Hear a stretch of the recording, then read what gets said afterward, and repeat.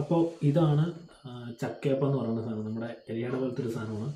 അപ്പോൾ സാധാരണ നമ്മൾ ഇലയട ഈ ഒരു രൂപത്തിലാണ് ഉണ്ടാക്കുക. അപ്പോൾ അതുപോലെ തന്നെയാണ് അരിപ്പൊടി കാര്യങ്ങളൊക്കെ മിക്സ് ചെയ്തിട്ട് ചക്കപ്പഴത്തിൻ്റെ കൂടെ മിക്സ് ചെയ്തിട്ട്, അത് കൂവത്തിൻ്റെ ഇലയാണ്.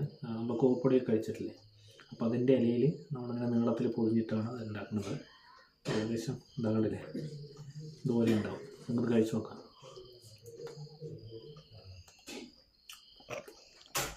ജീവിതത്തിൻ്റെ ഒരു ടേസ്റ്റ് ഇല്ല, നാളികേരം കാര്യങ്ങളൊക്കെയാണ് ഇതുള്ളത്.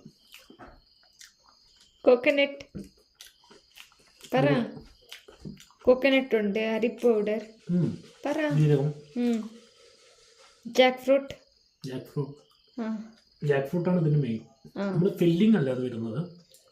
സാധാരണ നമ്മൾ ഇലയടയിൽ ഫില്ലിംഗ് ആണല്ലോ അല്ലേ, പക്ഷെ ഇത് മൊത്തത്തിലിട്ട് കുഴച്ചിട്ട് ചെയ്യുക. അതുകൊണ്ട് മധുരം കുറവായിരിക്കും, എല്ലാവർക്കും കഴിക്കാൻ പറ്റുന്ന പോലെ.